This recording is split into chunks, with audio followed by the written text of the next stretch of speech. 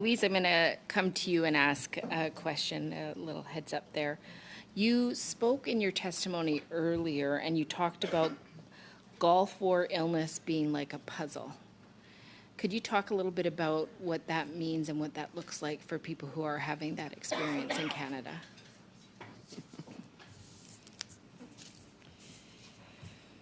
Well, the puzzle starts with all the experimental drugs and vaccines that we were ordered to take without our knowledge or consent. Protocols weren't followed. Starting from here, Canada, with mass inoculations that were not documented in one's yellow book, vaccination book, to arriving on the battlefield and being ordered to take nerve agent pills, anthrax, botulism toxoid, the plague, that are, to me,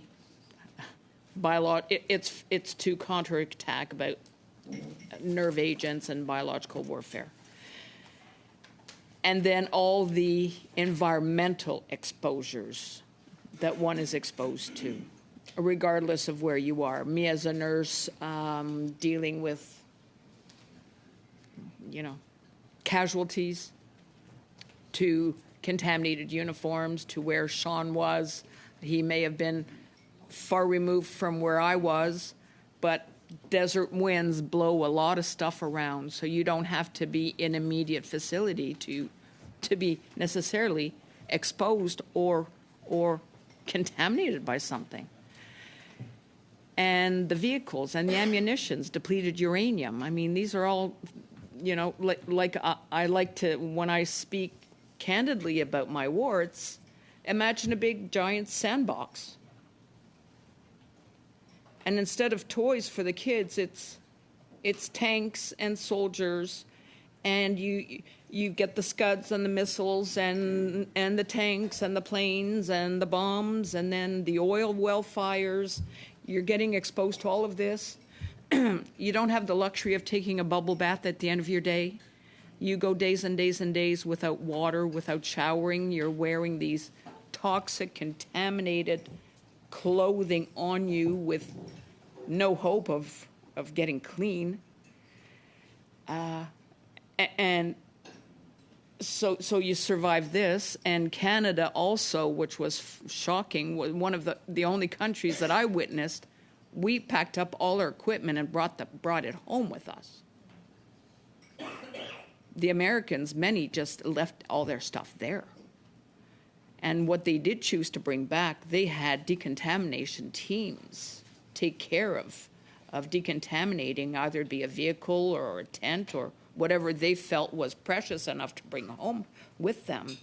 But Canada,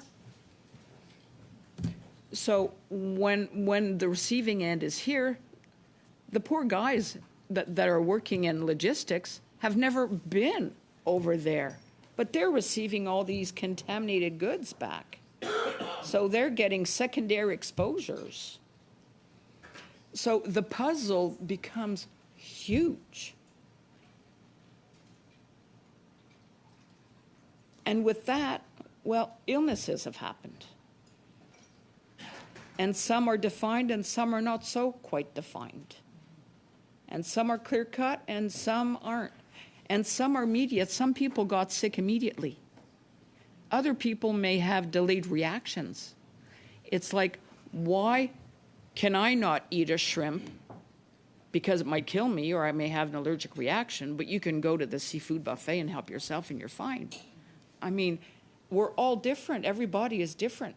But with the military, it's one size fits all. And when I was inoculating people, and with anthrax, which I reacted terribly about, where I had to have shoulder surgery because it destroyed all my muscles, tissues, and everything in my shoulder. It was that bad. Why me and not Sean?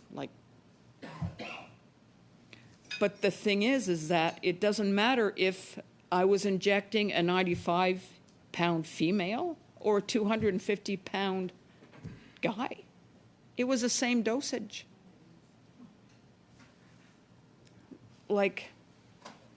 Something's to go wrong. You don't need to be a rocket scientist to understand this. And, you know, before we're sent anywhere in the world, and trust me and Sean, we're sent to the worst hellholes in the world. Someone has to do the dirty business of a nation, and we're the ones. And we do it. And all we want in return is when we come home, if we need help, please help us. Don't question us. Don't make us justify our needs. Don't make us beg for crumbs and then have to justify and appeal and all of this. Because before we're even sent anywhere, we have a full medical, a dental. We see a psychologist. We're checked from head to toe. You can't have a cavity. Like, you're checked everywhere to make sure that you're not going to become a problem on that mission. So how dare our country, when we come home and we're in need, especially when you've sent us basically as lab rats, experimental everything. I mean, and then we come home and it might not be black and white, things might not be diagnosed. And then, yes, finally, thank God for the Americans and the British and Australians, where they do have medically unexplained illnesses, presumptive illnesses, because it's affected every single part of the body. Depending on what toxicity, it could have been from the injection, could have been from the pyridostigmine bromide, the nerve agent pill. It could have been from depleted uranium. It could have been from the burn pits. And the burn pits are everywhere. It doesn't matter what mission you're on. Like, we say one man, one kit. When you leave, you've got one duffel bag. That's your life. Well, when you're on mission somewhere, you've got to burn your garbage. You've got to take care of it. Well, that is toxic.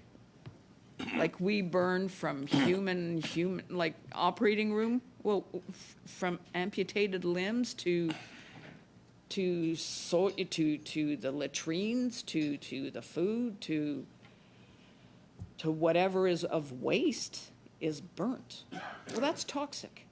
Yeah,